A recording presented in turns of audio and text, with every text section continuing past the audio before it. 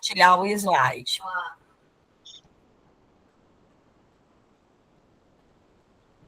Tá aqui. Compartilhar.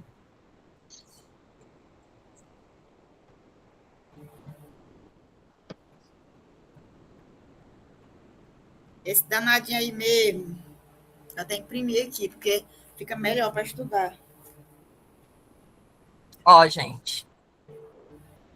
Esse aqui é o tecido nervoso. Claramente a gente consegue identificar por causa dos neurônios e neuróglias. Isso. Então, a arte da histologia, um guia visual para a identificação de tecidos, decodificando as estruturas nas lâminas. Pode isso, Ellen? Pode passar. Ixi, espera aí que ele deu um bugou aqui. Deixa eu voltar.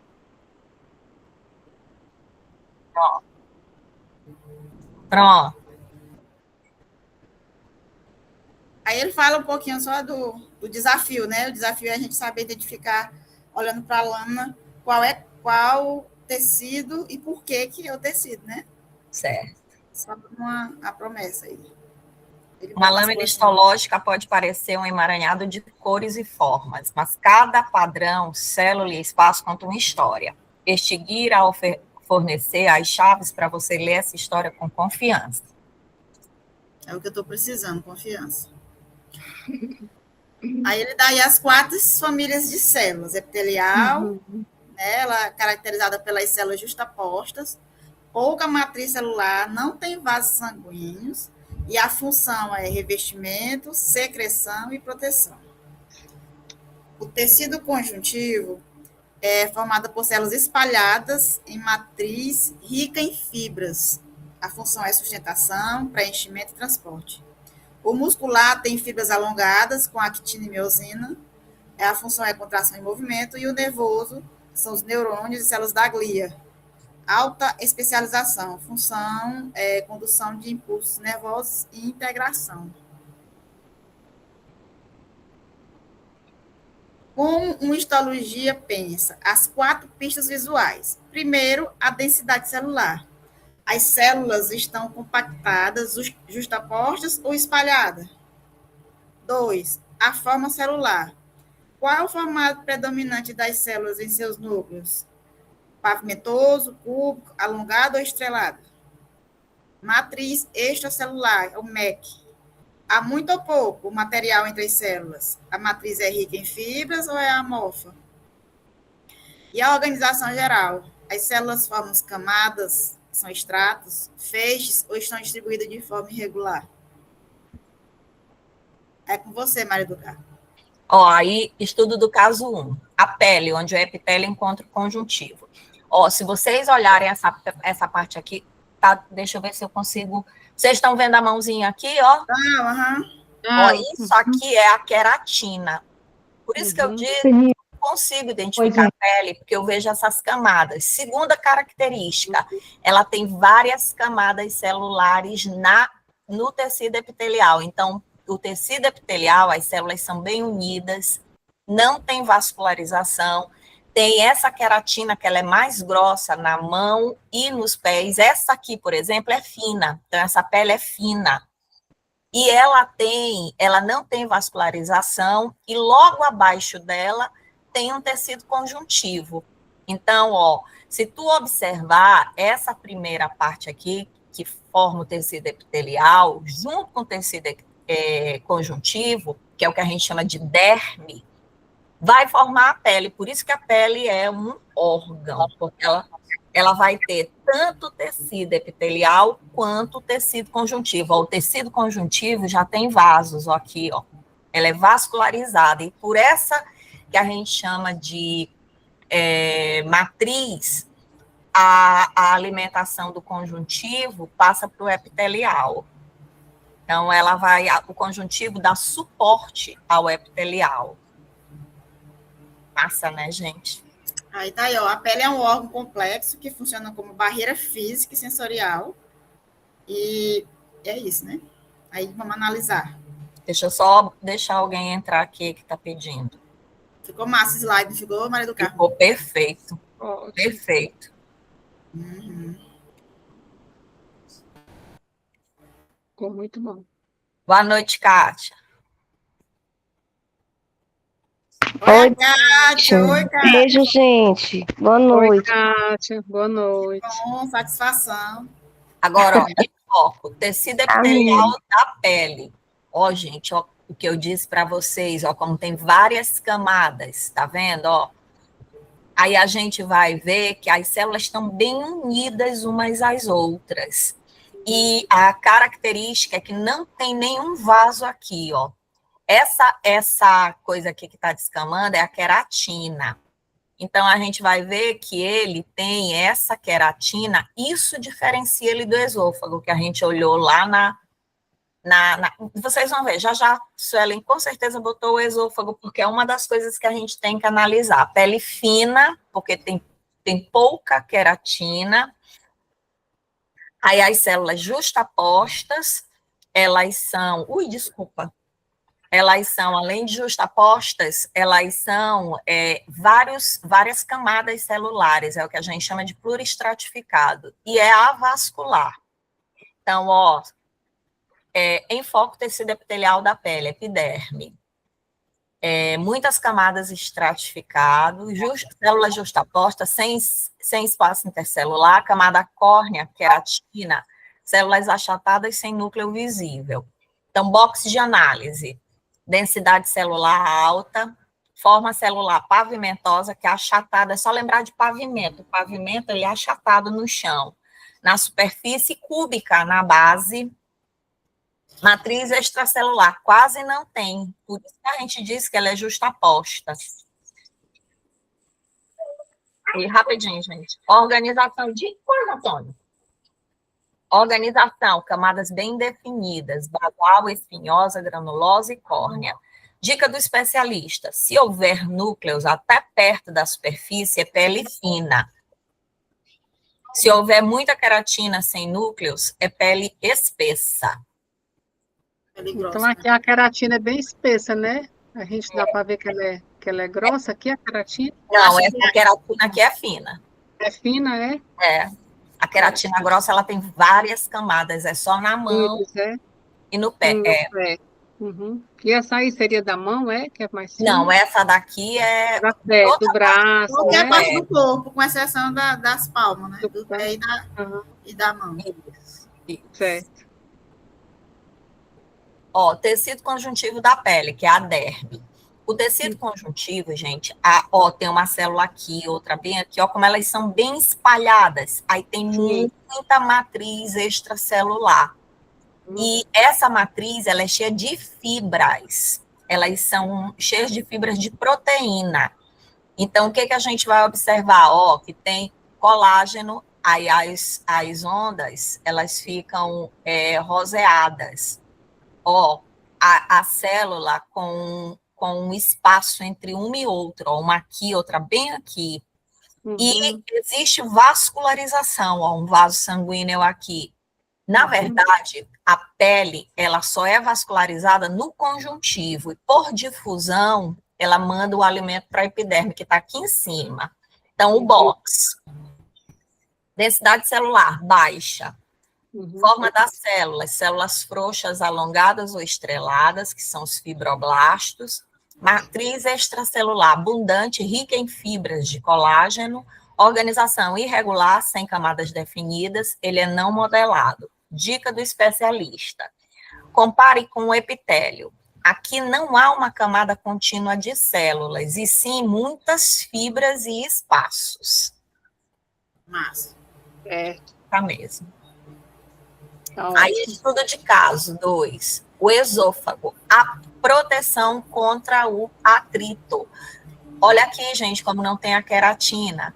Ó, como tem as camadas celulares, isso aqui é um epitélio de revestimento, mas ele não tem a estrutura de queratina, não tem essa camada de queratina. E aqui é o tecido conjuntivo. A diferença das células compactadas aqui e bem dispersadas aqui. Aí, células com núcleo até o nível da camada mais superficial, superfície úmida, sem camada córnea, Transição para o tecido conjuntivo, lâmina própria abaixo, ó. Bem aqui a lâmina própria. Box para análise comparativa, ó. Identificando o epitélio estratificado pavimentoso não queratinizado. Principal diferença da pele, ausência de camada córnea densa. As células superficiais mantêm seus núcleos, porque a função é proteger contra o atrito mecânico do alimento, não contra a desidratação. Origem embrionária, endoderma. Dicas do especialista. Se aparecer com o epitélio na pele, se parece com o epitélio da pele, mas a camada superior ainda tem células com núcleos visíveis. Você provavelmente está vendo uma mucosa, como a do esôfago. E lá na pele tinha aquele negócio cor-de-rosa, lembra? Que era a queratina. Aí, ó, a queratina, aí fala que a queratina, mas a função dela é evitar a desidratação, né? Como é a parte interna, não precisa, né? Não tem essa desidratação. Exatamente. Agora, aqui, ó, tu tens uma célula alongada, ó, as fibras, elas são alongadas, aí tu tem os discos intercalares, ó, bem aqui tá dando pra gente ver bem, ela é anastomosada e ela tem o que a gente chama de estrias. Então, esse músculo aqui é o músculo estriado cardíaco. Ó, as estrias, aqui são os discos intercalares, tá vendo a mãozinha? Nos discos intercalares, ó, a estrutura do núcleo central, ó, de novo, ó, os discos intercalares, só que ele apontou em cima do disco intercalar. Então, ele vem, ó, box de análise, densidade celular alta, forma das células, fibras alongadas e ramificadas, é o que a gente chama de anastomosadas, que se conectam. Matriz extracelular, pouca. Organização, rede tridimensional interconectada, sincício. Sincício é isso, é porque tem vários núcleos. Vários núcleos. A dica do especialista. As estriações podem ser sutis. A pista definitiva são os discos intercalares. Se os encontrar, não há dúvida, é tecido cardíaco. A gente vê claramente eles aqui, ó. Aqui, ó. Sim. Massa. Aí o cérebro. Esse aí, pelo amor de Deus, aí dá para saber. É, por causa do neurônio, gente. Ó, o neurônio, e essas pequenininhas aqui são células da glia, ou neuróglias. Então, o neurônio, ó, a gente tá vendo, ó, o corpo celular com núcleo, o dendrito e o axônio aqui. E as células da glia, elas têm normalmente a função, elas nutrem o neurônio, ou elas têm função de proteger, né? Isso, facilitar a transmissão do isso. Para as sinapses, né? Exatamente. Elas enrolam, porque se o axônio ficar desencapado, o impulso nervoso ele é comprometido. Então, o oligodendrócito, ou células de Schwann, que são células da glia, elas envolvem essa bainha de mielina, formando a bainha de mielina. Aí, identificando o tecido nervoso, box de análise, densidade celular alta, forma celular, células grandes e estreladas, neurônios, em meio a muitas células pequenas, glia. Matriz extracelular muito escassa, composta principalmente por prolongamentos celulares. Organização, não forma camadas ou feixes como os outros tecidos. Dica do especialista: ignore a desordem aparente, procure as estrelas do show, os neurônios. Seus corpos celulares grandes com núcleos claros se destacam em um mar de pequenas células da glia. Massa, né, gente? Mas ficou show, viu? Show essa explicação aí. Ele conseguiu botar o comparativo, ficou porreta. É porque eu coloquei lá nossa tarefa de ontem que a gente fez, e eu coloquei lá, entendeu? Eu alimentei ele. Muito porreta. É o tecido epitelial, ó. Isso aqui que é a queratina, camada córnea. Aí é epitélio, desculpa, a epiderme, aqui é a derme, por isso aqui é a pele. Aí a queratina também, Maria do Carmo, é fácil de identificar, porque ela não tem núcleo, né? Você não vai ver nem um pontinho nela, né? Não vai ver nem um pontinho, que é as células, né? Que é o núcleo, né? Isso. Aí as células aqui estão bem unidas umas às outras, tem várias camadas celulares organizadas e não tem vascularização. Já aqui, ó, tem muita matriz extracelular, aí tem vascularização, e isso aqui, essa borda aqui, gente, é o que a gente chama de... Ai, meu Deus, me esqueci. Que comunica... A lâmina basal? Isso, a lâmina basal, que comunica a epiderme com a derme. Aí, é ó, através dela que acontece a difusão de... Isso, de alimento, do conjuntivo para o epitelial. Gases, alimentos, sangue. Isso, tudinho. Tudo por difusão. Ó o cardíaco como fica agora bem visível aqui os discos intercalares. Aí, ó, a gente vê as estrias. O núcleo. Ela ramifica, ó, aqui ela vem, aí ela ramifica, vai uma parte para cá, ela é anastomosada. Aí aqui, ó, o neurônio enorme e as células da glia pequena. Essa imagem ficou porreta, Suelen, porreta. Ei, esse é um neurônio, volta bem para ver o neurônio, por favor, gente. É porque eu tô no celular e tá bem ruim. Aqui, ó. Uau, que lindo. Que lindo, né? É lindo. Não tem a partezinha do axônio, não. Tem para cá, ó. Ele tá indo para cá. Aqui são o celular e o axônio tá vindo para cá, ó. É, porque tá nossa. Incrível, lindo. Esse aplicativo é top demais, gente, pelo amor de Deus. Demais. Realmente. A forma segue a função. A organização microscópica que aprendemos a identificar não é aleatória. É a solução elegante da biologia para um desafio funcional.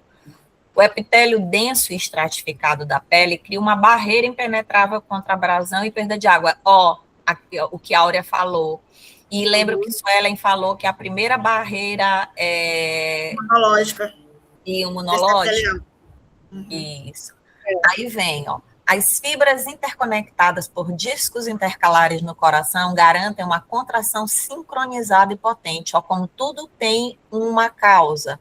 A complexa rede de neurônios e seus prolongamentos permite o processamento e a integração de informações. Perfeito.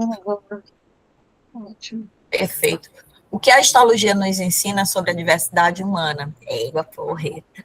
A mesma histologia fundamental explica a nossa diversidade. A variação da cor da pele humana, por exemplo, não é causada por diferença no número de melanócitos, mas sim por, ponto 1, tipo e quantidade de melanina produzida, eumelanina e feomelanina. Lembra que a eumelanina é mais comum nos indivíduos de pele escura, a feomelanina nos indivíduos de pele clara ou ruiva. Ponto 2, atividades dos melanócitos, quanto mais eles trabalham, mais eles produzem, mais escura fica a pele. Ponto 3, distribuição e metabolismo dos melanócitos nos queratinócitos. Interessante essa explicação aí, porque não é o número de melanócitos, né? A gente pode vacilar num negócio desse, por causa da quantidade de melanócitos. Não é a quantidade de melanócitos, a quantidade de melanócitos é igual para todo mundo. É que nem a adipose. O que diferencia é a quantidade de melanina que é produzida, né? Não a quantidade de melanócitos. É que nem um adipócito. Tu é gordo não porque tu tem mais adipócito, mas porque ele fica mais cheio. É porque ele encheu. Isso. Aí, no nível tecidual, somos extraordinariamente semelhantes. Continue sua exploração. A melhor forma de aprimorar sua habilidade é praticar. Para aplicar este conhecimento em sala de aula, considere estratégias inclusivas. Atlas digital, explore aquele que a gente tem, que a gente explorou. Falar isso aí, Maria do Carmo, porque eles estão cobrando muito no Profibio, inclusive estava na atividade, como a gente trabalharia isso em sala de aula, entendeu? Aula investigativa. Aí essas são dicas como a gente deve trabalhar em aula investigativa desse conteúdo na sala de aula. É bom a gente prestar atenção nisso aí, que eles podem cobrar dessa forma. Como trabalhar a histologia em sala de aula de forma investigativa. Aí o Atlas digital, recursos táteis, modelagem 3D ou materiais recicláveis para representar tecidos, auxiliando estudantes com baixa visão, recursos auditivos, utilize audiodescrição de lâminas histológicas e texto com voz sintetizada, recursos visuais acessíveis, crie vídeos com libras e legendas e mapas mentais interativos, do Canva, do Google. Olha o que nós estamos fazendo aí, ó, mapa interativo. Trabalhar a histologia de forma inclusiva é valorizar as diferentes formas de ver, ouvir, tocar e compreender o mundo. É aquela nossa frase, né? Olha os créditos aí, Maria do Carmo. Oh, tão fofinhas, as bonitinhas. Ana Carla, Daniele, Maria do Carmo, Sueli, tá aí. Ele que gerou esse negócio. Depois eu fui ver. Pronto. Gente, Vai. Foi que Gente, foi. isso aqui foi o que a gente estudou ontem, gente. Foi. Agora Um resumo bem rápido. Muito, muito, muito bom. E perfeito, porque não tem nada que eles não possam perguntar que não foi explorado nesse slide aí. Isso. Agora vamos lá pro outro, né, Suelen? Vocês são top demais. Não, Suelen, eu tô te seguindo, viu, fofa? No teu canal. Eu vou indicar para os meus alunos. Eu também tô seguindo ela. Não, eu vou indicar para os pequenos do IFMA. Quem seguir ela ganhou um ponto. Deixa Top da top. o de hoje. Ai, meu Deus do céu. Dorival que se cuide. Bom, não é? Eu acho bom aqui. porque eu boto o vídeo lá e eu fico assistindo e o vídeo é sobre as coisas do Prof. Bill, entendeu? É. E aí eu acho bom porque aí eu tô lavando a louça, aí eu boto, aí eu escuto, aí eu vou fazer o boto. Ó, agora o slide de hoje. Uhum. Espera aí que eu vou... Tô abrindo, é porque... Eu vou levantar bem aqui e pegar um pouco d'água para mim. Tá bom. Ele tá abrindo, gente, é porque acho que ele é um pouquinho pesado. Pronto. Ele não é 16 megas. Ele tá doido, meu computador. Tudinho doido. Quanta coisa que tem armazenado. O meu tá cheio. Meu celular tem hora que vai abrir uma cor, nem abre. Tão seco que tá. Meu Deus do céu. Pronto. Olha aí, gente. A tela de entrada já é linda, né, gente? Eu adoro. Amei. O pássaro, o DNA, folha. Muito legal. Animal, vegetal, ambiente. Não é? Cheguei, Brasil. Que imagem linda. Lá. Adorei. Uma abordagem integrada para um planeta resiliente, saúde única, a teia da vida. Muito, muito fera, muito fera. Pronto. A agenda. Nossa jornada pela saúde única. Fundamentos. O que é saúde única e por que ela é essencial, que é o objetivo 1. Ameaças interconectadas, analisando os desafios globais e regionais e locais que rompem o equilíbrio, objetivos 2 e 3. Estratégia de ação, como a biologia fundamenta a prevenção e a mitigação, objetivo 4. Síntese, o futuro é integrado. Porreta. Muito legal essa imagem. Essa aqui da interconexão dos elos. Porreta. Eita, mais linda essa imagem. O que é saúde única? Um paradigma indivisível. Saúde humana, saúde animal, saúde ambiental vegetal, saúde única. A saúde única é um esforço conjunto de várias disciplinas que se unem para fornecer soluções para a saúde humana, animal e ambiental. O conceito reconhece que a saúde dos seres humanos, dos animais, das plantas e do ambiente está interconectada e interdependente. Aí ele põe aqui que é adaptado da OMS, OIE e FAO. Aí, raízes. Século XIX, como o termo zoonose de Rudolf Virchow, que abrangia a relação entre saúde humana e animal. Evolução, William Osler, fundador da patologia veterinária, e Calvin Schwab, com o conceito de One Medicine, reafirmaram a estreita relação entre a medicina humana e a animal. A ruptura do equilíbrio, ameaças que ignoram fronteiras, a degradação ambiental, a globalização e o uso insustentável de recursos criaram um cenário de ameaças complexas que se manifestam em escalas global, regional e local, exigindo uma visão integrada. Ameaças zoonóticas, doenças transmitidas entre animais e humanos, contaminação e bioacumulação, poluentes que se movem pelas cadeias alimentares, resistência antimicrobiana, a pandemia silenciosa das superbactérias. Lente 1, zoonoses, o caso da raiva. Quando a falha na saúde... E, gente, eu estava ouvindo agora que está tendo alguma cidade aqui no Brasil que está com... Foram parece que diagnosticados 5 casos de raiva entre humanos. Meu Deus do céu. Olha aí os dados aí. Fala que o tanto de criança que morre é menor de 15 anos e é negligenciada. Cães domésticos são a origem de 99% dos casos de raiva em humanos. O impacto causa aproximadamente 60 mil mortes por ano, a maioria na Ásia e na África.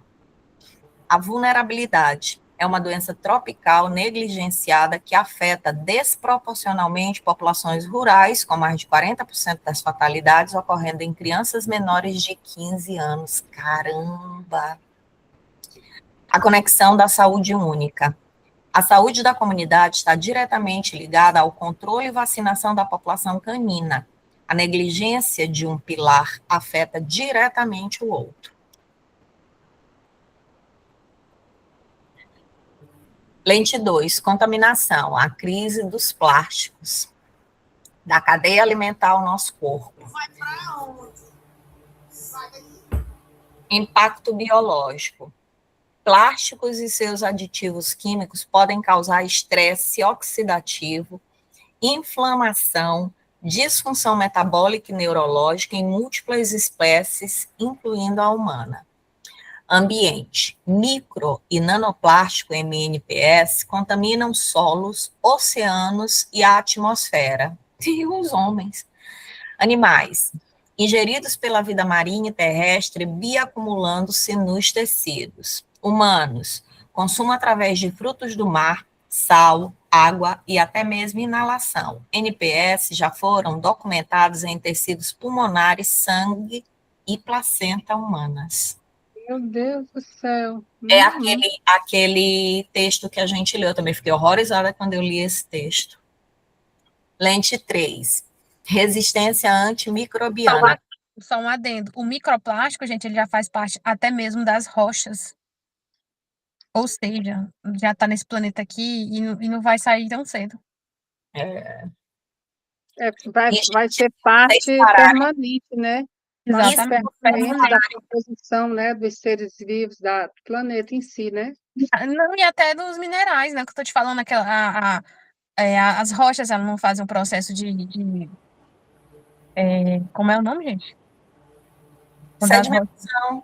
Pronto, então, aí vira rocha, né? Então, Isso. já tá virando ali parte do planeta para sempre. E vocês já pararam para pensar que esse plástico entrou na nossa vida não tem 100 anos? Uhum. Não é? Isso Todo o plástico que a gente já depois da Segunda Guerra, né? no planeta. Todo o plástico que foi produzido até hoje ainda continua no planeta. Gente, é muito... né? Não se degrada, né? Fica só acumulando. E tem mais, vocês lembram que há uns 3, 4 anos atrás, veio aquela onda de substituir tudo quanto era plástico de canudo, de copinha, das bebidas que a gente toma, tudo pelo aquele papelão. Papel, né? Sim. Não vingou, porque a própria população não foi conscientizada antes. É, verdade. É muito mais barato o plástico. Também foi feita errada, né? Vincularam muito as proteções das tartarugas. E aí a consciência não foi construída. Não tem Pois é. muito transporte, as tartarugas estão tão longe das pessoas, da sua realidade diária, que eles não vão se importar. Mas se eles souberem que está na placenta deles, né? Pois, né? Que tá no Aí a gente teria que pulmão, que conversar de tá no outra forma. corpo. Pois é, devia ser outro tipo de conscientização. A gente Eu não acho que, sabe como é que o microplástico afeta, por exemplo, hormônios. pois é.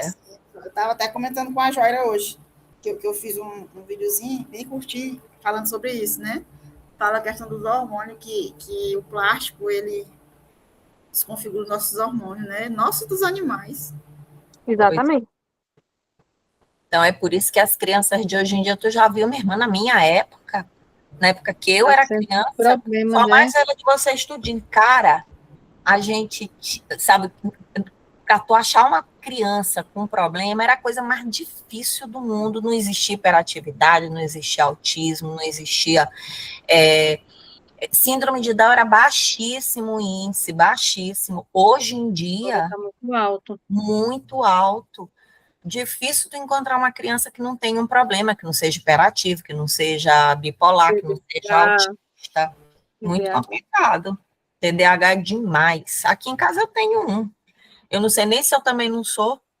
Eu já Eu, tô eu, tomando até meu remedinho. eu observo, eu acho que eu sou. Eu tenho quase certeza que eu sou TDAH. Eu também sou. TDAH hiperativa, porque, assim, de tanta gente ficar observando, a gente vai se enquadrando, né? Vai verificando, né? Aí eu tenho um outro adendo. Eu não sei se eu concordo aí muito com hoje em dia, porque o diagnóstico melhorou, né? Tanto é que vocês foram crianças e vocês estão dizendo que tem agora, e não é de agora, desde que foram crianças. Sim. É porque Aí nós comemos também. plástico, e os plásticos modificam a gente. Não, eu acho que também tem a facilidade hoje em dia de ser diagnosticado, de ter muita gente no mundo, né? Então, Mas pode estudo, né? ser. Que não tinha. Exatamente. Talvez que. Ah, mas Antigamente, Eu não descarto ter sinceramente, aumentado. Eu não descarto ter aumentado, mas não sei eu por fiquei, eu fico foi chocada, sabe por quê? Dani, eu sou professora há 37 anos. 37 anos que eu sou professora. Agora, 2026, em março, eu faço 37 anos no magistério. Tu sabe quantas crianças com autismo eu tive até 2001? Nenhuma criança com autismo. Aí já é um dado mais interessante, verdade. Eu não tive. mas Tu não é sabe porque eles não eram levados para a escola. eles eram, Porque Sueli. depois Não, veio a não, amiga, inclusão, tinha né? pai. As escolas Era pai. públicas, era Ele tudo a pai. mudou a lei. Não tinha essa questão de você, a escola não não recebia, Não era É, inclusive. Meu lei, primeiro aluno, em 37 anos, meu primeiro aluno autista, eu tive em 2012. De lá para cá, de 2012 para cá, eu já perdi a conta quantos eu tive. Eu acho que toda a sala minha do IFMA tem 2, 3, porque eles agora vão com aquele cordão e com aquele abafador de som, né? Aí a gente rapidinho identifica, mas 2012 eu tive um aluno, Carlos Gabriel. Aí 2014 eu tive um aluno, Paulo Roberto. Olha como é uma coisa que marca tanto que a gente grava o nome. Eu acho que eu poderia rever isso aí, se realmente tem provas de que aumentou, ou é uma coisa que a gente percebe assim, entendeu? Erroneamente. Eu li um artigo, Dani, da OMS, Eu tenho dúvidas. 2024, falando que a projeção pelas pesquisas para 2025 era que a cada 10 crianças, 7 nascessem com autismo, entendeu? Meu Deus. O autismo ou com neurodivergência? Com autismo. Que a cada 10, 7 nasceriam com o espectro autista, né? Até brinco com meus alunos, vocês aí, a geração que vai vir, eu brinco com eles, né? E aí eles, eita, tá difícil de ter filho agora, né? Mesmo. Então, se for neurodivergente, de 10, cada 10 são. Porque a gente abrange um pouco mais, aí todo mundo vai ser alguma coisa. Porque eu te digo sinceramente, é impressionante. Minhas turmas do IFMA, cara, eu tenho muito aluno. Eu tenho uma de eletromecânica, só nessa turma tem 4 meninos portadores de...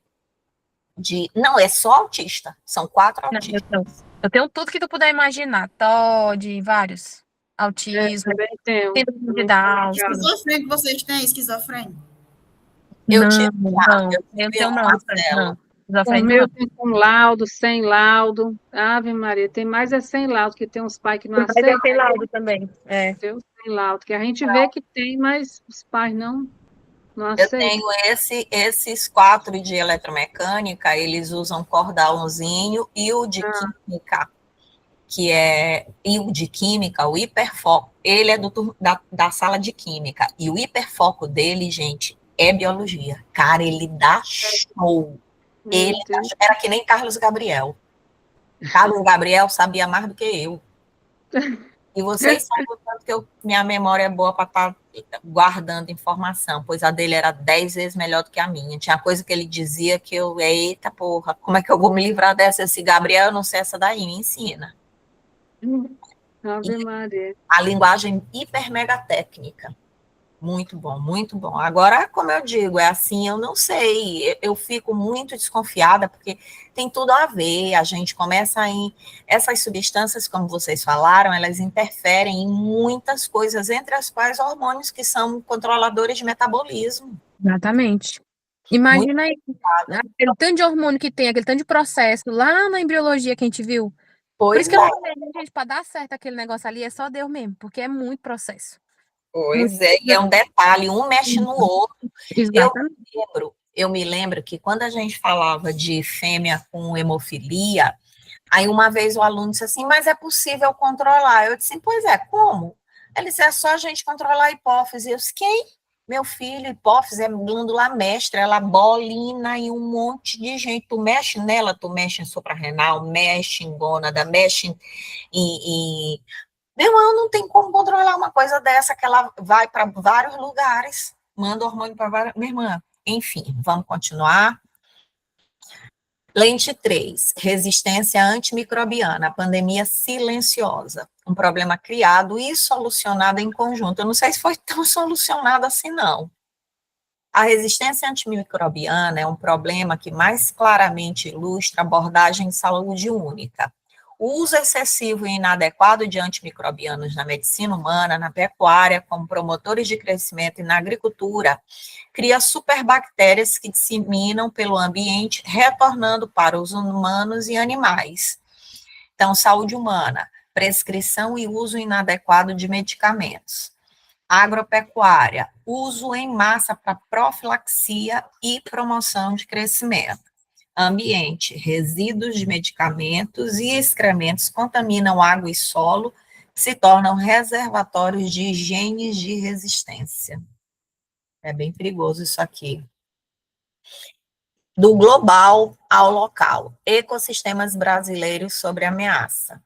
A degradação de ecossistemas locais evidencia a interdependência entre ambiente e saúde. Amazônia, desmatamento e queimada, perda de habitat força o contato entre vida selvagem, animais domésticos e humanos, aumentando riscos de zoonoses como leishmaniose e febre amarela. Semiárido, uso de agrotóxico. A contaminação de aquíferos e solos ameaça a saúde humana e animal e compromete a biodiversidade essencial como polinizadores. É verdade. Minas Gerais, rompimento de barragens. A contaminação de rios por metais pesados leva à bioacumulação e à biomagnificação na cadeia alimentar, afetando peixes, animais e a segurança alimentar de comunidades ribeirinhas. Resposta da... Oi. Volta bem esse de Minas Gerais. Consegue definir para a gente. A bioacumulação, eu sei que vai acumulando nos organismos, à medida que vai aumentando a cadeia alimentar, o topo vai acumulando mais, né? E essa biomagnificação trófica é quando acumula os sedimentos no fundo, é? Não, não é no fundo, não. É também no interior dos organismos vivos. Só que, em vez de Eu confundo. A bioacumulação eu sei que vai acumulando nos organismos e é igual o plástico. O plástico ele provoca a bioacumulação, né? Espera aí rapidinho, porque eu acho que eu usava como sinônimo. Eu acho que pois é, eu também usava, mas são situações diferentes. Eu acho que um é plástico e o outro é tipo... Olha aqui. Alguma coisa de... Porque a bioacumulação é metais pesados, né? bioacumulação, eu acredito que está relacionada a metais pesados, tipo mercúrio, né? Que vai acumulando, que não são degradáveis. Só que tem a questão da magnificação. Magnificação. Deixa eu ver aqui. Que eu vi alguma coisa sobre depósito no fundo dos rios, tipo na barragem lá, e fica depositado no fundo do rio. Ó, vem aqui, fala que a biomagnificação é o processo em que as substâncias, os materiais pesados, se acumulam e aumentam progressivamente sua concentração à medida que sobem nos níveis da cadeia alimentar. Ou seja, o mercúrio ele vai passando e vai fazendo a magnificação, porque ele vai aumentando, né? Ele não diminui como é a energia quando vai passando na cadeia alimentar. O material pesado, ele passa todinho, então ele vai acumular no último. Quem é o último? A gente. Se a gente comer o peixe contaminado, a gente é o último. Então, a bioacumulação vai ser na gente, entendeu? Porque ele vai passando todinho na cadeia. Tá, a bioacumulação é isso, e a biomagnificação? Não, aí essa aí é a biomagnificação. E a o material e a coisa. bioacumulação. Eu achava que era a mesma coisa. A bioacumulação é metais pesados nos tecidos do organismo. Nos tecidos do organismo. Aí eu vi também. Há uma taxa mais rápida do que a sua eliminação, ou seja, acumula mais e a pessoa elimina menos. Então, aí está havendo a bioacumulação. Ou seja, sempre está ficando mais em mim e eu estou conseguindo eliminar menos, né? Então, aí a bioacumulação. Não, aqui, ó, ele está dizendo o seguinte, que bioacumulação é em um único organismo e biomagnificação é na cadeia alimentar. Isso, é porque ele vai passando na cadeia todinha. Por exemplo, o mercúrio, ele fica lá na água, vai para as algas, aí vai para os peixes, aí vai para quem comeu o peixe, que é a gente, que é o último. Então, a gente vai ficar fazendo a bioacumulação, porque a gente vai acumulando. Quanto mais peixe contaminado eu ingerir, mais vai aumentando a concentração do mercúrio em mim. Né? Ele vai sendo repassado, não destrói no cozimento, né? Pode cozinhar o peixe, assar, o material pesado está lá, ele passa, ele não é destruído, né? Isso aí. Então, a bioacumulação é o indivíduo vai acumulando, né? E a biomagnificação trófica é quando ela vai sendo acumulada nos níveis. Vai passando na cadeia alimentar. O nível, quer dizer, que nós somos o mais contaminado de todos. É o último da cadeia, que é o que recebe, porque ele vai passando inteiro na cadeia, de um organismo. Os predadores, eles são os mais prejudicados, que estão no corpo, né? Eu tenho uma dúvida. O microplástico, ele sofre os dois processos, ou só um ou só outro? Ele sofre os dois. Eu acho que é os dois. Ele vai acumulando na cadeia e vai bioacumulando. E vocês sabem onde é que bioacumula, principalmente onde é que é encontrado esses microplásticos nos seres vivos? Nos seres humanos, aliás. Na placenta. Na placenta, no tecido digestivo. Mas tem um local que mais acumula. Parece que é nos ossos, no sangue, no sistema nervoso. Ele provoca metilação também do DNA, né? Está na gordura também, nas células adiposas. Peraí, deixa eu... Eu vi que ele tem a capacidade de fazer a metilação do DNA, prejudicando a expressão gênica. Provoca mutações. Quem, hein? Plástico. Ah, tá. Eu sei que daqui mais um tempo a gente vai ter, lá na composição química dos seres vivos, tantos por cento de nanoplásticos, né? Porque a gente tem proteínas, né? Ácido nucleico, carboidratos, né? Lipídios. Aí no futuro vai ter também lá os nanoplásticos. Ó, eu botei no grupo de estudos a tabela comparativa. Tá. Ok, eu vou voltar.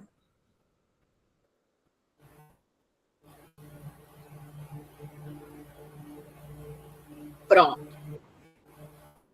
Aí vem, ó, a resposta da saúde única, da ciência à ação. A abordagem de saúde única exige estratégias que transcendam as disciplinas. O conhecimento biológico é a base para ações eficazes que integram diferentes setores. Prevenção na fonte, agir antes que o problema se agrave. Mitigação e controle. Gerenciar e reduzir os impactos existentes.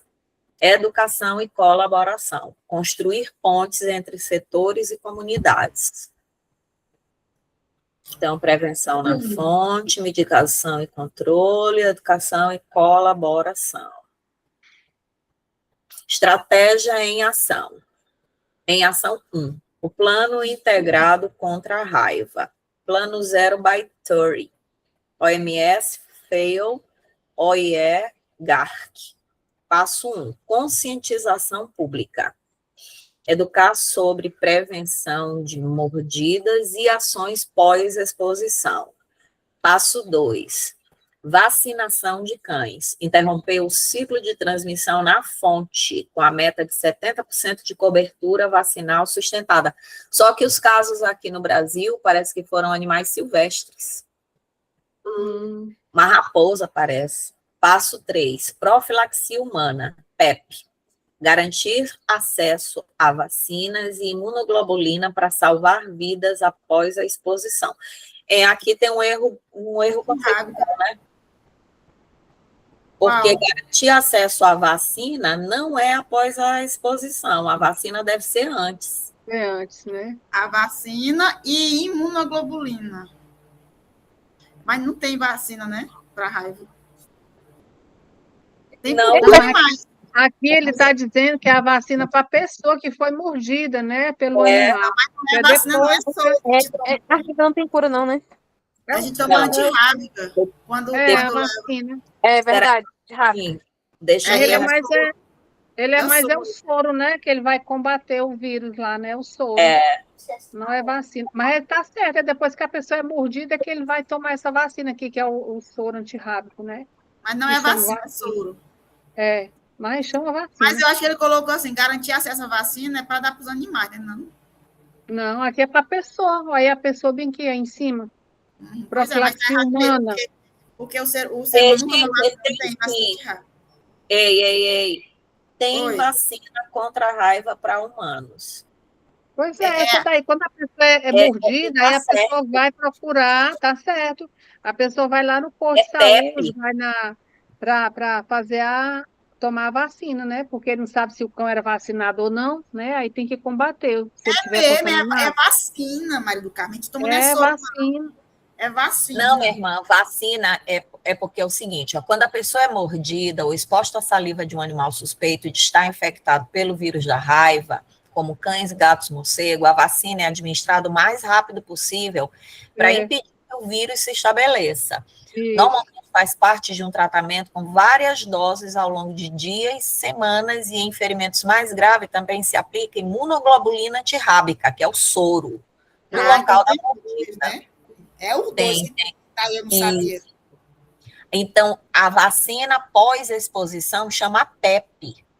E a vacina pré-exposição, PrEP, indicada para pessoas com alto risco de contato com vírus, como veterinários, profissionais de laboratório que lidam com raiva, pesquisadores e quem vai viajar para áreas onde raiva é comum. Tem PrEP também, tem PEP e PrEP. A vacina contém o vírus da raiva inativado, como morto, que não causa doença, mas estimula o organismo a produzir anticorpos protetores contra o vírus. Após a exposição, ela precisa ser iniciada o quanto antes, geralmente junto com limpeza intensa da ferida, quando indicado, com a administração de imunoglobulina antirrábica, para neutralizar o vírus imediatamente. Importante, a vacina não é para tratar a raiva depois que os sintomas já começaram. A doença é quase sempre fatal nesse estágio.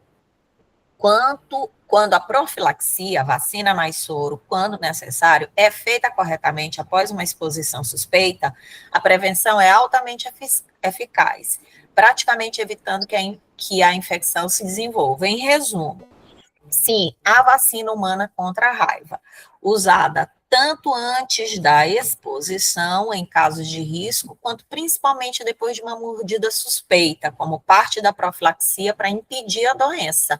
E ela continua sendo profilaxia. Muito bem. Entendi. Mas essa vacina aí tem no SUS, né? Mas é só para quando você sofre ali uma mordida. Eu sei que minha irmã, ela foi mordida por um macaco. Aí ela ficou tomando um macaco. Saguizinho, né? Aquele saguizinho?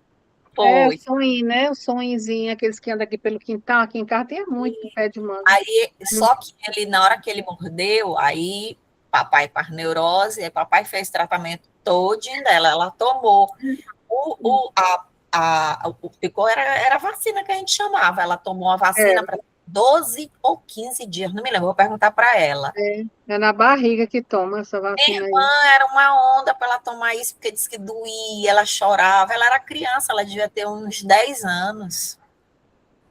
A minha prima foi mordida por um desse aí também, e aí foi no dedo, ela tomou no dedo. Estou impressionado, o povo é mordido Ela por tomou no macaco. dedo, bem doloroso também. Minha irmã, que coisa, né? E a gente esquece. Pois vamos voltar aqui para este. Por isso que ele chamou PEP. É a vacina pós-exposição. Incrível. Muito esclarecido, né? Garantir acesso a vacinas e imunoglobulina e ao soro para salvar vidas após exposição. A biologia em ação. Compreender a virologia do lissavírus, a epidemiologia da transmissão e a imunologia da vacinação é fundamental para desenhar e implementar este plano multissetorial. Então, conscientização, vacinação, profilaxia. Estratégia em ação 2, combate à resistência antimicrobiana.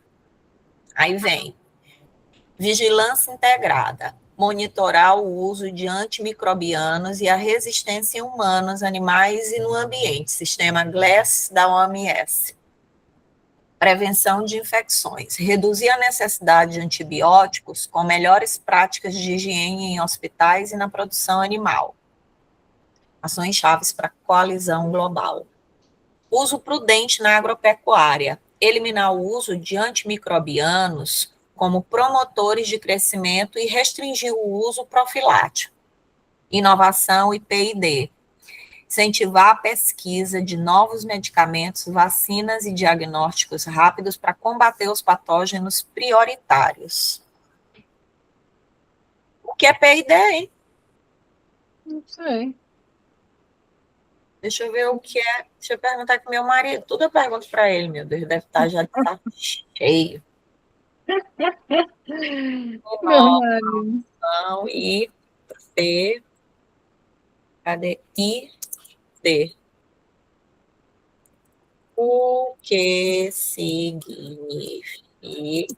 esse P, I e D? Ótima pergunta. Inovação, a sigla P&D significa pesquisa e desenvolvimento.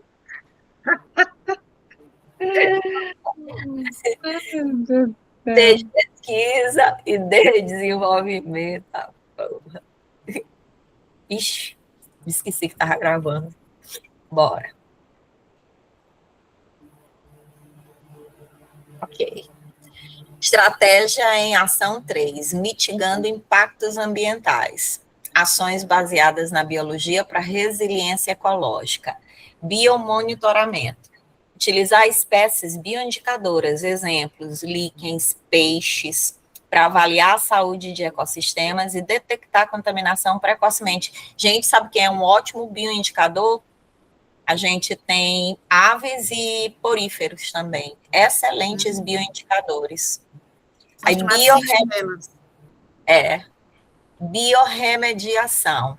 Aplicar conhecimentos de microbiologia e biotecnologia para recuperar áreas degradadas por poluentes, metais pesados e barragens de resíduos de agrotóxicos. Tem uma bactéria que ela come petróleo.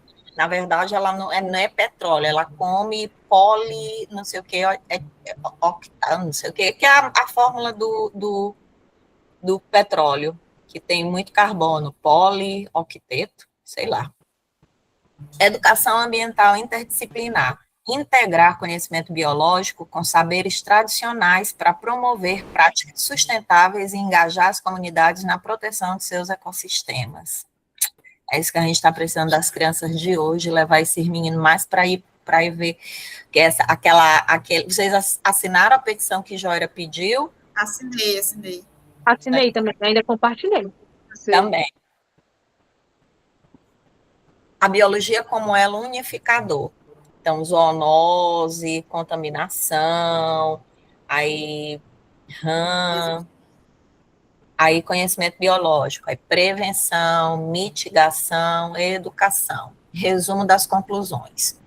A saúde é um sistema interconectado. Ignorar a saúde ambiental e animal inevitavelmente compromete a saúde humana. A gente se achando no centro, né, do universo. As ameaças são multidimensionais, de zoonoses virais a microplásticos e superbactérias. Os desafios modernos exigem uma visão holística, pois é, uma visão mais ampla, geral. As soluções são integradas. Conhecimento biológico, ecologia, microbiologia, genética, fisiologia é a base para estratégias eficazes que unem saúde pública, medicina veterinária e gestão ambiental.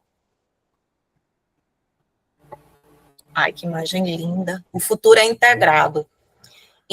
Enfrentar os maiores desafios de saúde do nosso tempo não é uma tarefa para uma única disciplina. É um chamado para construir pontes, compartilhar conhecimento e reconhecer que na teia da vida, o bem-estar de um é o bem-estar de todos. E, gente, vocês conhecem esse texto da teia da vida?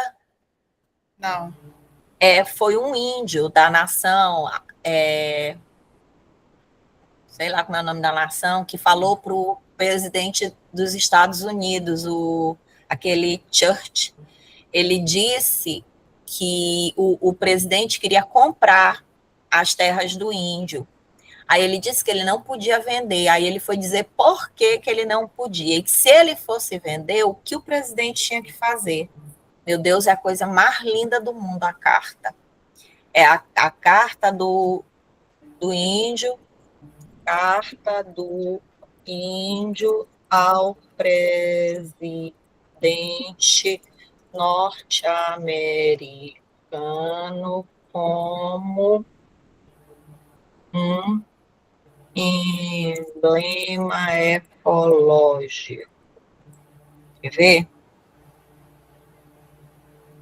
A carta do índio, o emblema ecológico, é chefe da nação Seattle. A chamada Carta do Índio ao presidente norte-americano é considerado um emblema ecológico porque sintetiza de forma simbólica, ética, uma visão de mundo profundamente ecológica em contraste com a lógica utilitária e exploratória da natureza. Muito lindo, ó, ele diz aqui, ó, tudo que fere a terra, fere também os filhos da terra. Eu vou passar o texto completo para vocês lerem depois em casa, é a coisa mais linda do mundo. Ó, texto completo, vírgula, por favor.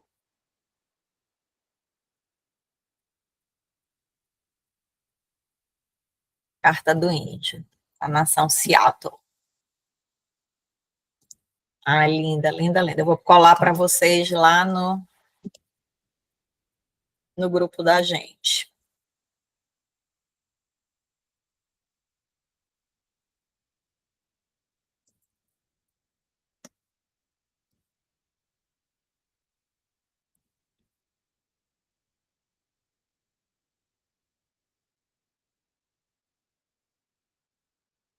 Maria do Carmo, aí eu vendo as atividades, as provas, eles falam muito no termo sentinela, né? A importância dos animais para comunicar para a gente que a natureza está com problema, né? Aí eu mandei aí um videozinho para a gente assistir. Falando sobre ótimo. A importância. Bem, eu botei no grupo. Falando das sentinelas e a comunicação deles, a importância do homem estar com essa comunicação com esses animais. Aí no vídeo dá alguns exemplos, né, do canário e tudo mais. Deixa eu pegar o... Onde é que está o vídeo? Ah, esse prof de saúde, tá, achei. Deixa eu colocar aqui. Peraí. Rapidinho. Bora abrir. Aí agora eu vou compartilhar. Peraí.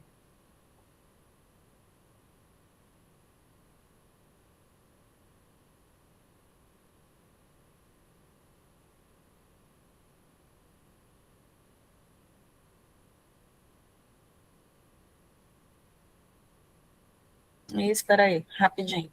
Não deu certo aqui. Deixa eu pegar ele inteiro, senão.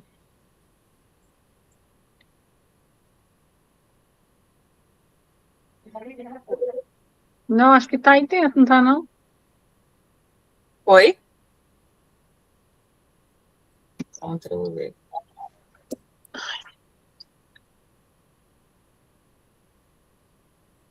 Minha gente, alguém que tiver o tema 3 lá do Lorival, aquele vídeo, Tu tem, Suelen? Ah, o tema 3 lá das aulas do Dorival, eu só consegui um e o 2, porque no meu pendrive não coube o 3, aí ficou faltando o 3, que é onde tem a parte de desenvolvimento embrionário e reprodução. Tem, Sueli? Pronto. Manda para mim. Quem tiver. Tá ouvindo, Sueli? Tem, Suelen tem. Nós temos, nós temos. Manda para mim no e-mail, ou manda, sei lá. Senhora, amanhã Não. você me manda seu e-mail, um e-mail com a memória muito grande. Ah, céu, tá bom. Sim, os sentinelas do planeta.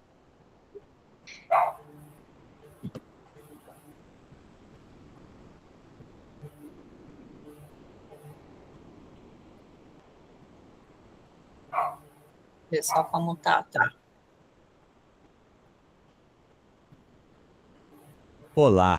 Vamos conversar sobre uma coisa fascinante: o sistema de alarme silencioso do nosso planeta.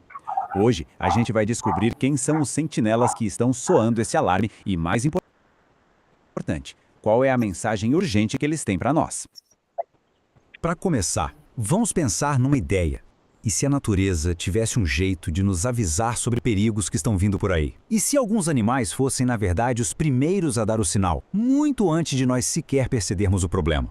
Olha, essa ideia não é nada nova. É só lembrar daquela imagem clássica do canário na mina de carvão. Os mineiros levavam canários com eles porque essas aves são extremamente sensíveis a gases tóxicos. Se o canário parava de cantar, era o sinal, hora de todo mundo evacuar e rápido. Pois bem, alguns animais nos nossos ecossistemas funcionam exatamente da mesma forma. E existe um termo científico para esses alertas vivos. São as espécies sentinelas. Pensa nelas como batedores, sabe? Eles vão na frente, detectando ameaças no ambiente, e ao observar o que acontece com eles, nós ganhamos um aviso prévio valiosíssimo sobre perigos que, mais cedo ou mais tarde, podem nos afetar. Ok? Então qual é o alarme que essas sentinelas estão soando hoje, com tanta urgência? É sobre um perigo que nos rodeia, muitas vezes de forma invisível. Estamos falando da onipresente crise do plástico. A escala desse problema é simplesmente avassaladora. O plástico não está só nas praias ou boiando nos oceanos. Ele foi encontrado literalmente em todos os cantos do planeta. Dos pontos mais profundos que a gente conhece até os picos mais altos das montanhas. Simplesmente não há para onde escapar. E para ter uma ideia da dimensão, se liga nesse número. Estima-se que existam, no mínimo, 5,25 trilhões de partículas de plástico flutuando nos nossos oceanos. É um número tão gigante que a gente mal consegue conceber, mas o impacto dele é terrivelmente real. E é um erro pensar que esse problema está longe, confinado nos oceanos. Os microplásticos, na verdade, já se infiltraram totalmente na nossa cadeia alimentar. Eles estão no sal que a gente usa, na água que a gente bebe e em muitos dos alimentos que consumimos todos os dias. E aqui a gente chega no ponto crucial, o que realmente vira a chave. Aquela barreira que a gente imaginava entre o ambiente e o nosso corpo, ela já foi rompida. A poluição plástica não é mais um problema externo. A ciência já confirmou. Sem sombra de dúvida, a presença dessas partículas dentro do corpo humano, em lugares como pulmões, na corrente sanguínea e, de forma muito alarmante, até em placentas. E isso nos traz de volta para as nossas sentinelas. O que exatamente os animais que estão na linha de frente dessa crise estão nos dizendo? Quais são os sinais biológicos que eles estão mostrando? Esse diagrama aqui mostra direitinho como a coisa acontece. Os microplásticos agem como um veneno silencioso. Tudo começa com danos nas células, causando inflamação. A partir daí, esse dano se espalha para os tecidos, depois para os órgãos, afetando, no fim das contas, a saúde e o comportamento do animal inteiro. É um verdadeiro efeito dominó dentro do corpo. Vamos ver uns exemplos bem concretos. Em peixes, a exposição ao plástico está ligada a danos em órgãos vitais como o fígado e o cérebro, e de forma mais sutil, até altera o comportamento deles, deixando-os mais lentos, virando presas mais fáceis. Já nos bivalves, como ostras e mexilhões, o que se observa são danos digestivos, muita inflamação e, o que é gravíssimo, sérios problemas de reprodução. E se faltava uma prova contundente, essa citação da pesquisa é poderosa. Uma queda de 38% na contagem de óvulos em ostras depois da exposição a microplásticos. Pensem só no que isso significa para a sobrevivência de uma população inteira. É um sinal de alerta vermelho piscando sem parar. E o pior é que o dano não para no indivíduo, ele se espalha. Através da transferência trófica, os plásticos e as toxinas que eles carregam vão subindo na cadeia alimentar. Pela transferência transgeracional, os pais podem passar essas partículas para os seus filhotes. E internamente, eles podem bagunçar todo o microbioma intestinal, aquela comunidade de bactérias que é essencial para a saúde. Tudo isso nos leva a um conceito que é fundamental e que conecta o que acontece nos oceanos com o nosso próprio bem-estar. É o conceito de uma só saúde. E essa imagem ilustra essa ideia de um jeito brilhante. Reparem como os 3 círculos, saúde humana, saúde animal e saúde ambiental, estão entrelaçados. É simplesmente impossível ter um desses círculos saudável se os outros estiverem doentes. O que afeta um, inevitavelmente, afeta todos os outros. Não tem como separar. Portanto, a mensagem é clara, é direta. Os problemas de saúde que a gente está vendo nas espécies sentinelas não são só uma tragédia ecológica distante. Eles são um prenúncio, um aviso direto sobre os riscos que a nossa própria saúde está enfrentando. As pesquisas em humanos ainda estão acontecendo, claro, mas os riscos potenciais são muito sérios. A gente está falando de desregular todo o sistema endócrino por causa dos aditivos químicos nos plásticos, de inflamação crônica, problemas neurológicos e metabólicos e danos diretos ao nosso sistema digestivo. Os sinais de alerta estão todos aí. Bom, o cenário é bem preocupante, eu sei, mas a história não precisa terminar assim. O alarme das sentinelas não é uma sentença de morte, mas sim um chamado para a gente agir. Então, como é que podemos responder a isso? A solução vai exigir uma abordagem em várias frentes. A gente precisa de inovação tecnológica para limpar o que já está por aí e para degradar o plástico de forma mais eficiente. A gente precisa de ação política forte, corajosa e coordenada em nível global. E claro, a gente precisa de mais pesquisa, sempre, para entender completamente o problema e guiar as melhores soluções. E isso nos deixa com a pergunta final, a grande reflexão.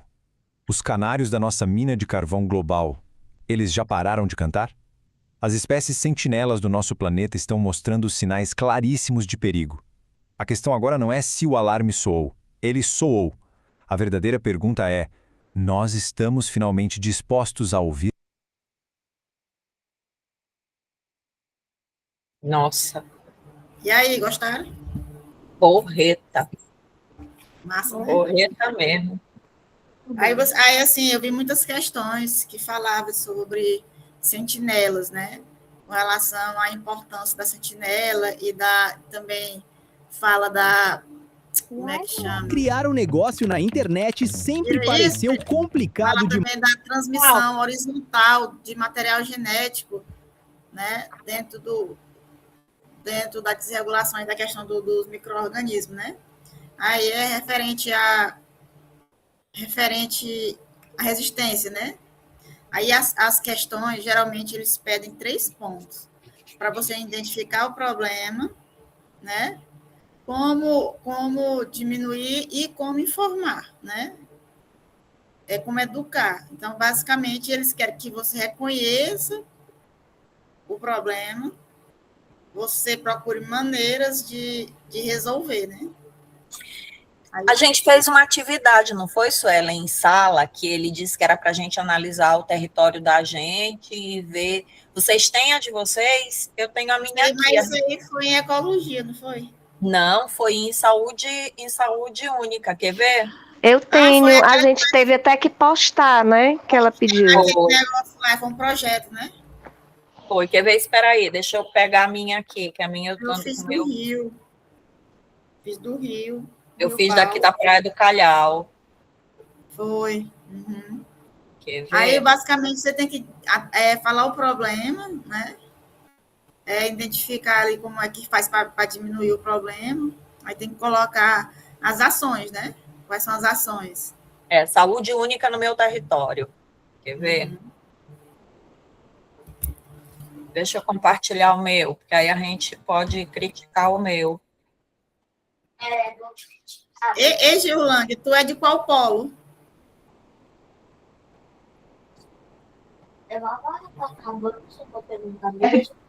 Meia hora. Polo Tu é de qual polo? Oi, Polo UFPA. O FPA. Polo Norte, Polo Sul. Esse Antônio é uma graça. Ele já pegou um carão dele aqui. Ó. Quer ver? Ó. Deixa eu só aumentar isso aqui. Peraí. Escape.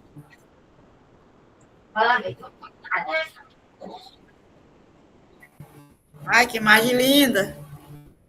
Espera aí, deixa eu ver se eu não pego aqui de... Vovó, dá meu remédio. Tá? A gente Tá, postou papai. lá naquele Padlet, né? No Padlet.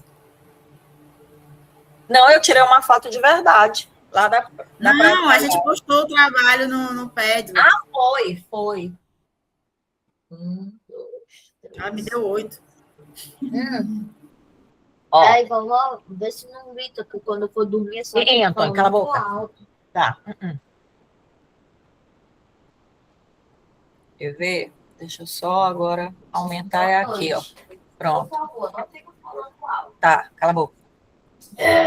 Ó, eu botei assim, ó, imagem pôr do sol na Praia do Calhau, São Luís, Maranhão. Aí termo reflexivo, saúde única e o ecossistema costeiro. A imagem retrata o pôr do sol na Praia do Calhau, um cenário de rara beleza natural que representa mais do que um atrativo paisagístico da nossa Ilha do Amor. É um símbolo da interdependência entre saúde humana, ambiental e animal. A abordagem de saúde única se faz presente nesse ambiente costeiro, onde a qualidade da água, a biodiversidade marinha, a presença de resíduos humanos impactam diretamente a vida da fauna local e a saúde das populações humanas que frequentam e dependem dessa área. A poluição marinha, causada por esgoto doméstico, lixo, plástico, dejetos lançados pelos navios que aportam no Porto de Itaqui e degradação das restingas, compromete o equilíbrio ecológico, favorecendo a proliferação de micro-organismos patogênicos, afetando a segurança alimentar de pescadores e turistas, além de gerar riscos diretos à saúde pública. Assim, a conservação do ecossistema costeiro é uma ação integrada de proteção ambiental, prevenção de doenças e promoção da saúde coletiva. Proposta de atividade escolar interdisciplinar, Guardião do Litoral. Objetivo: envolver os estudantes na observação crítica e na preservação dos ecossistemas litorâneos por meio da perspectiva da saúde única. Aí, desenvolvimento, roda de conversa,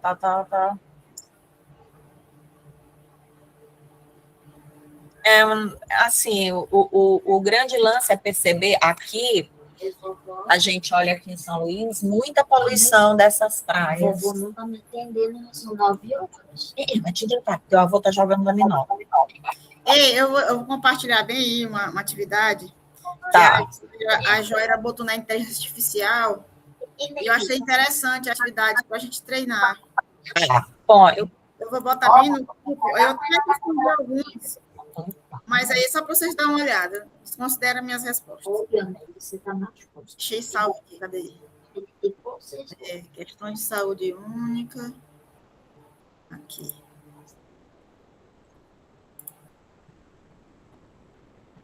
ela botou na inteligência artificial, e aí ele propôs algumas perguntas subjetivas, né? Basicamente, assim, igual que poderia cair, né? Para a gente poder discutir. Bora só ler elas aí e ver se a gente consegue chegar numa resposta mental. Tu botou lá no grupo, foi? Eu botei nesse instante. Tá, peraí. Deixa eu abrir aqui. Botou? Para.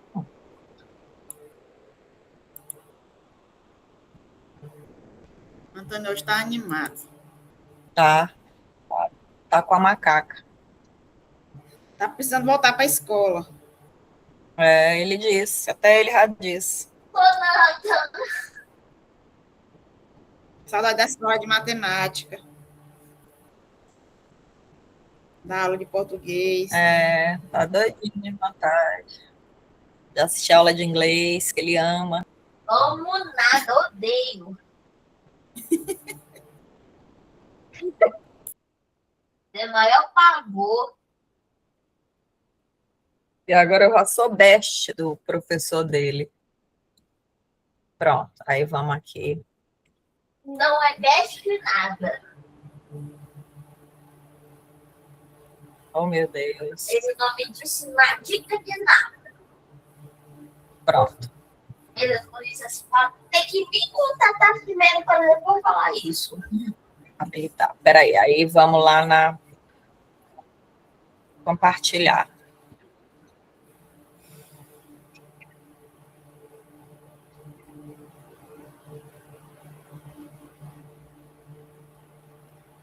Não tá aparecendo aqui para mim, não.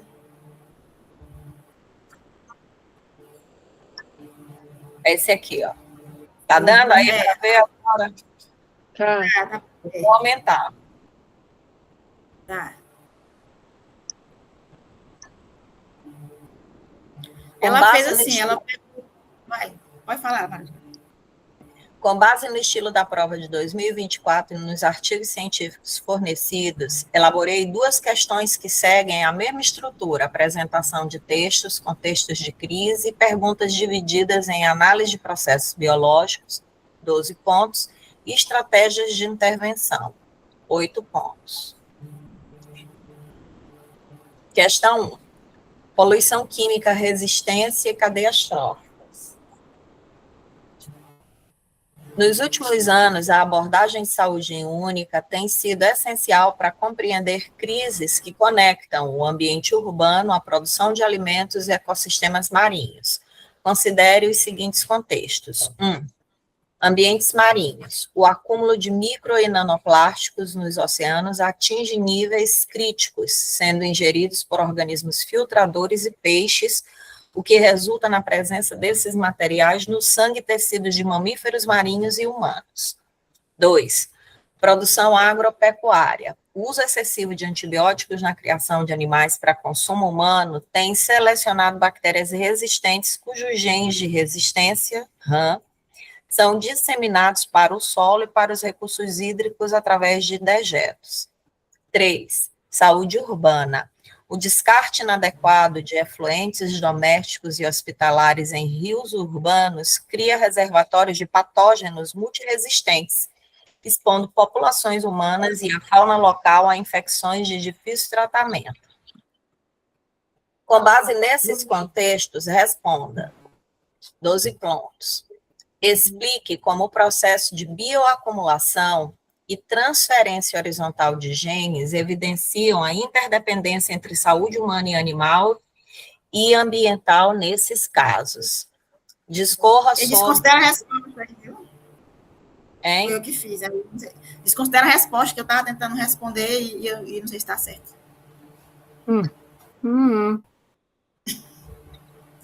Vai, continua, Maria do Carmo.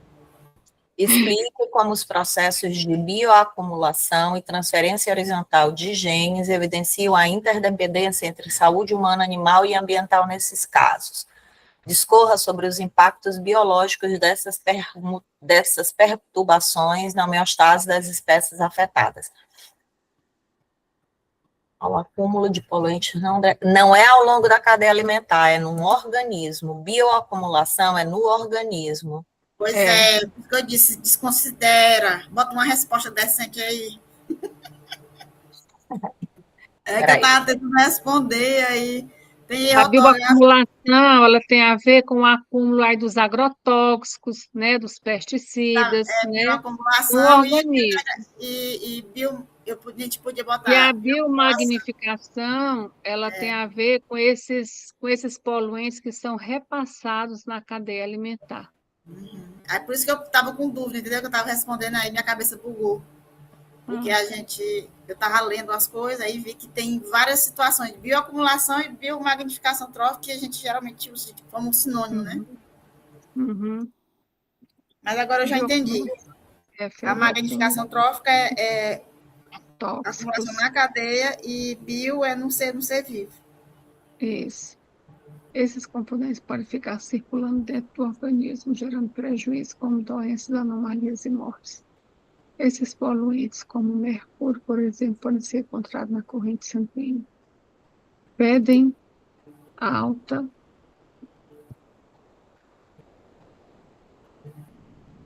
Acho que é assim, pois alteram, né, a expressão do DNA. Eu botei isso aí, mas eu nem sei se altera mesmo. Mas eu acho que eu li em algum lugar que ele altera a questão da epigenética, né? E podem ser transmitidos de pais para filhos.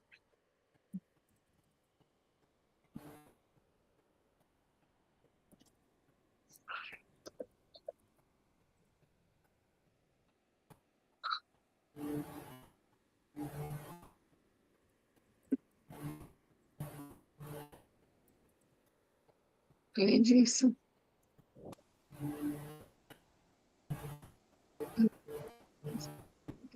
promove mutações, metilação e até mesmo provoca. Com relação à transferência horizontal do Aí, assim, aí ele quer a questão de transferência horizontal de genes é com relação às bactérias, né? Não, Que elas criam. transferência horizontal é de mãe para filho, né? Não, horizontal não. Horizontal é de um para o outro. De Vertical bactéria. é de mãe para o filho. A horizontal é na cadeia alimentar, né? Não que esses genes são repassados. E nesse caso aí, ele está falando de. Eu entendi que essa transferência horizontal de gene era com relação à questão da resistência bacteriana. Como assim? Não seria Você está falando de bioacumulação. vírus, não? Não, mas são duas perguntas. Como os processos de bioacumulação e transferência. São duas coisas. Aí, no começo, eu entendi que essa bioacumulação ela modificava os genes, né? Por isso que eu botei aí, metilação e tudo. Mas depois eu fui analisar que pode ser também, que são duas situações diferentes. Uma da bioacumulação de produtos e outra de bactéria resistência, porque a bactéria ela vai sendo selecionada e vai transmitindo o material genético horizontal de uma para outra ali. Não? Horizontal, vou pesquisar bem aqui. É a passagem do material genético entre os organismos não relacionados. Diferente da herança vertical, aí, Maria do Carmo, que é de pai para filho. Mas como comum em pode bactérias e eucariotos, acelerando a evolução, criando diversidade, sendo crucial para a resistência e adaptação a novos ambientes. Então, os principais mecanismos são a transformação, que é a absorção do DNA livre, conjugação, contato de célula a célula, e a transdução. Então, é só bacteriana. Essa transferência horizontal é a passagem de material genético de organismos não relacionados. Por exemplo, de espécies diferentes, né? Ele é repassado sempre horizontal, ele passa na cadeia alimentar, né, não? Não, não tem nada a ver com cadeia alimentar. Por exemplo, um animal que foi tratado com antibiótico e tudo, não tratou a bactéria, essa bactéria desceu nas fezes, contaminou o solo, aí uma pessoa foi lá, se alimentou daquela fruta, né, se alimentou e ele ingeriu aquele vírus, né, aquela bactéria. Então, passou de um organismo diferente para outro, né? Não foi de pai para filho. Áurea, vamos só explorar o que tu leste, ó. Essas formas que tu explicaste aí, que tu leste, são formas de reprodução bacteriana, o que é transformação. Transformação é quando um ser vivo, qualquer um, não precisa ser outra bactéria, quando qualquer um ser vivo morre e o material genético dele fica disponível do meio, e uma bactéria vem e absorve. Isso é transformar, ela é agente da mudança. Transdução é quando um vírus injeta na bactéria o material genético que vai alterar ela. Conjugação é quando as bactérias se associam, trocando informação. Vai ter uma bactéria que é resistente, uma bactéria que é sensível, a bactéria que é resistente replica a resistência e transfere para a que é sensível. Então, olha aí, como é que a gente vai associar isso e a transferência horizontal de genes, evidenciando a interdependência entre saúde animal e ambiental? Eu acho que a gente respondeu tudo errado. Porque Pois é, essa primeira letra é para desconsiderar, que eu fiz aí, depois Ele citou os 3 casos que ele quer, ó. Nos últimos anos, a abordagem de saúde única tem sido essencial para compreender crises que conectam o ambiente urbano, a produção de alimento e ecossistemas marinhos. Aí ele dá os 3 contextos. No ambiente marinho, na produção agropecuária, na saúde urbana. E ele quer que tu associe, ó, explique como os processos de bioacumulação e a transferência horizontal de genes evidenciam a interdependência entre saúde humana, animal e ambiental nesses casos de ambiente marinho. Para relacionar os três contextos, né? Relacionar os 3 contextos e explicar o que é a bioacumulação no ambiente marinho, na produção agrícola e na saúde única. Eu vou copiar isso aqui, rapidinho. Assim.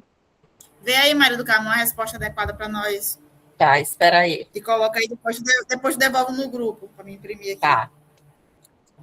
Bota em drive, não, que eu não tenho paciência para drive, não. Ai, meu Deus. Não, eu vou botar bem aqui logo nesse material e salvar. Aham. Aí tu devolve para a gente no grupo. Eu achei interessante essa atividade que ela fez, porque vai direto ao ponto do que tem nos artigos, né? E eles colocam a gente para pensar.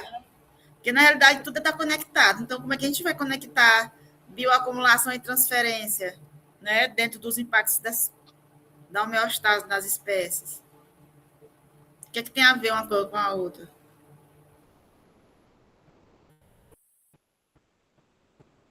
Eu acho que são 2 situações diferentes e que os 2 sustentam a situação da saúde única. Já a bioacumulação, ela vem acumulando lá dos micro-organismos até... Será se acontece bioacumulação também nas bactérias? Acontece, né?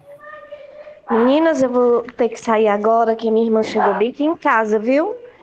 Beijo. Tá. Aí botei no grupo amanhã o horário o horário é o mesmo, né? O conteúdo. Beijo. É genética, filha, genética. Tchau, Kátia. Tamanho genética. Ai, meu Deus. Oh, meu Ei, Deus. gente, deixa eu perguntar uma coisa aqui. Vocês não acham que o vírus também faz modificações no material genético? Faz. Pois é, eu coloquei que ele faz a metilação no material genético, ele faz a epigenética. Ele desregula os genes, né? E Tem pode fazer até mutação. Tem alguma coisa também de troca materna com o feto também. E pode também provocar mutações.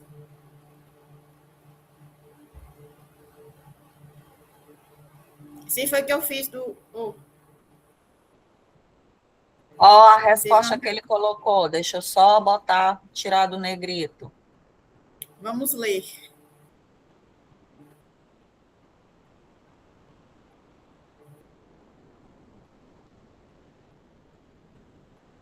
São 3 coisas mesmo, né? Bioacumulação, transferência horizontal e interdependência. Os 3 pontos. Eu não vi isso.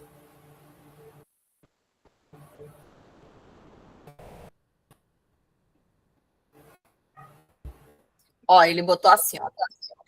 Bioacumulação, transferência horizontal de genes e interdependência entre saúde humana, animal e ambiental. Os contextos apresentados evidenciam de forma clara o princípio da saúde única, segundo o qual a saúde humana, animal e ambiental são insociáveis e conectadas por fluxos biológicos, químicos e genéticos.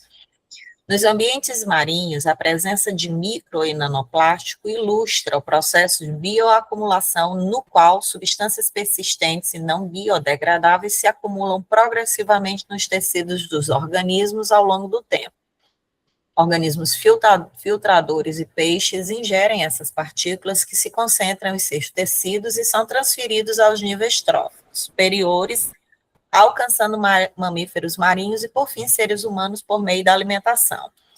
Esse acúmulo interfere na homeostase, pois os plásticos podem atuar como vetores de contaminantes químicos, metais pesados, disruptores endócrinos, olha aí, Dani, provocar inflamações, estresse oxidativo, alterações hormonais, olha isso, Ellen, e prejuízos metabólicos comprometendo o equilíbrio fisiológico dos organismos expostos. Na produção agropecuária, o uso intensivo de antibióticos exerce forte pressão seletiva sobre comunidades bacterianas, favorecendo a sobrevivência de micro-organismos resistentes. Nesse contexto, destaca-se a transferência horizontal de genes, especialmente de genes de resistência antimicrobiana, RAM, que podem ser disseminados entre bactérias por mecanismos como conjugação, transformação e transdução.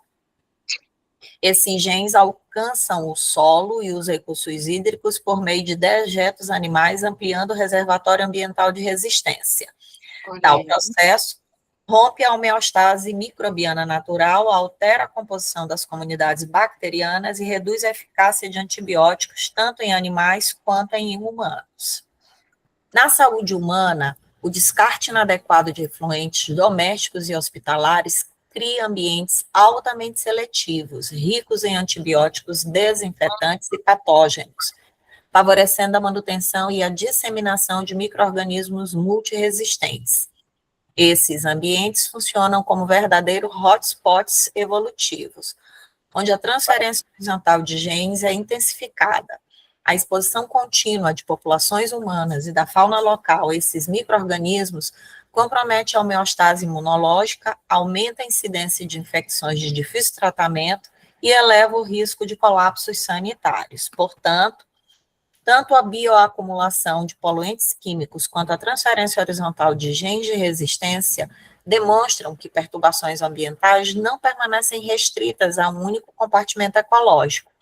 Elas atravessam cadeias tróficas, ecossistemas e fronteiras entre espécies, afetando diretamente os mecanismos de regulação fisiológica e ecológica, e esses processos... Peraí.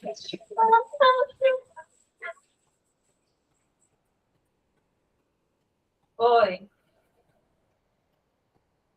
Não, era só para saber se tu ainda ia demorar. Eu estou em sala, pai, não posso falar agora. Tá, tchau. Dorme, bebê, dorme. É teu amor. Derrubei a tomada.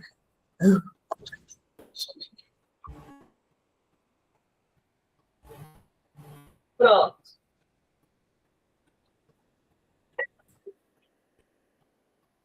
Pronto. Então, portanto, esses processos reforçam que a manutenção da homeostase das espécies depende do equilíbrio ambiental e da degradação do ambiente se traduz inevitavelmente em riscos crescentes à saúde animal e humana. É uma coisa que é óbvia que a gente não enxerga. Era só pegar cada um desses casos e associar a bioacumulação, transferência horizontal e a interdependência de saúde humana, animal e ambiental. Nesses casos aqui... né? Pois é. É isso que a gente tem que aprender, a ter paciência para a gente conseguir fazer as coisas de forma mais apropriada. A gente acaba ficando estressado. Apaga essa minha aí, que tá feia. Mas é o start mesmo, minha amiga. É o start. É. Aí vem, ó.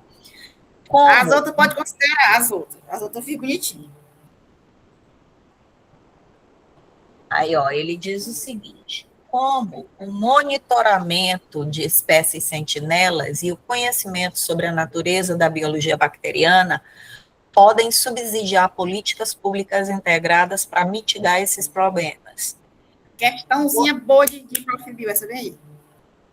Monitoramento de espécies sentinelas permite a detecção precoce de alterações ambientais, uma vez que mudanças em seu comportamento, fisiologia ou taxas de mortalidade indicam a presença de poluentes, desequilíbrios ecológicos ou riscos sanitários.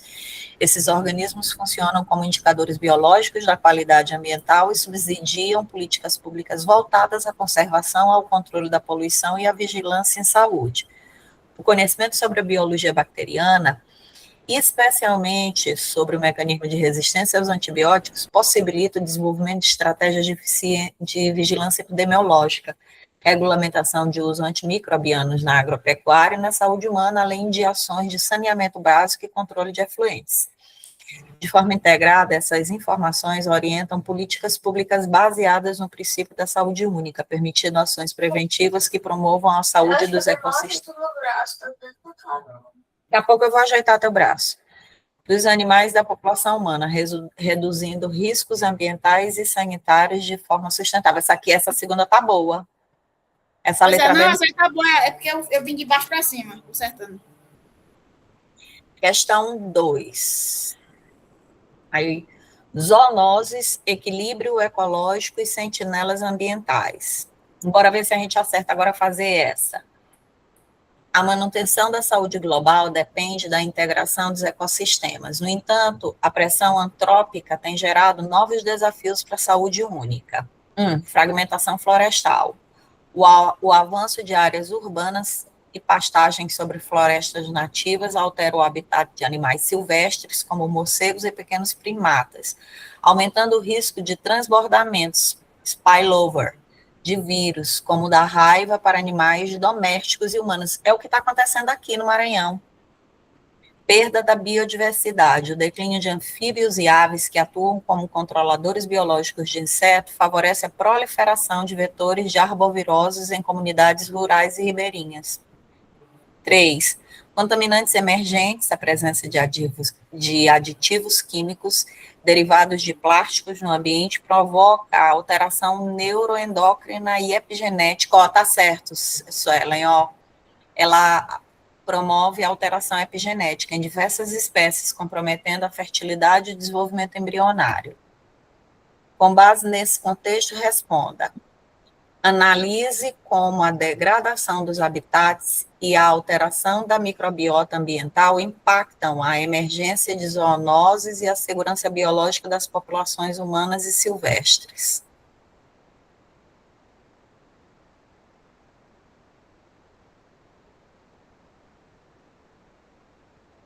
Eu acho que essa daí também tá certa, Maria. Ela tá boa. A degradação dos habitats naturais intensifica o contato entre animais silvestres, domésticos e humanos, favorecendo o transbordamento de patógenos e a emergência de zoonoses. Deslocamento de espécies para áreas urbanas, associado ao aumento de vetores, amplia a oportunidade de transmissão de agentes infecciosos. Está ótimo. Além disso, a alteração da microbiota ambiental, causada por poluição, desmatamento e uso excessivo de antimicrobianos, rompe o equilíbrio microbiano natural, favorecendo a seleção de micro-organismos patógenos e resistentes. Simone falou, foi muito isso para a gente. Esse desequilíbrio compromete a segurança biológica ao aumentar o risco de surtos, epidemias e falhas no controle sanitário. Dessa forma, a interação entre degradação ambiental, desequilíbrio da microbiota e circulação de patógenos evidencia o princípio da saúde única, no qual a saúde humana, animal e ambiental são interdependentes. Porreta essa. Proponha 2 estratégias baseadas em conhecimentos ecológicos e 2 estratégias de educação em saúde que poderiam ser aplicadas de forma integrada para enfrentar os desafios descritos acima. Estratégias baseadas em conhecimento ecológico. 1. Recuperação de áreas degradadas por meio de reflorestamento com espécies nativas, reduzindo a fragmentação de habitat e deslocamento de animais silvestres para a área urbana. Ótimo. monitoramento ecológico da fauna, vetores e da microbiota ambiental, permitindo a identificação precoce de riscos zoonóticos e desequilíbrios ambientais. Perfeito, perfeito, essa tua está perfeita. Estratégias de educação em saúde. Desenvolvimento de campanha, primeiro, campanha voltada à população para prevenção de zoonose, manejo da cauda de resíduos e redução do contato com animais silvestres. Perfeito. Os 3 pontos. Formação continuada de profissionais de saúde e educação para atuação integrada em vigilância epidemiológica e ambiental, de forma integrada. Essas estratégias associam conservação ambiental à promoção de saúde, fortalecendo a segurança biológica e o princípio da saúde única. Essa aqui ficou perfeita, não tem que mudar nada. Eu vou só fazer o seguinte, dá um Ctrl+T, a gente usar sempre a mesma fonte. É porque eu estava fazendo, aí eu fui corrigindo de baixo para cima. E a gente vai usar sempre... Eu sou dessas, eu não vou de cima para baixo, não, eu vou de baixo para cima. Então, e a gente vai tirar todos esses marcadores. Espera aí, que aí ele não reconhece assim. Eu acho que é isso, né? Pode parar de gravar, Maria do Carmo. Tá, espera aí, deixa eu parar de gravar.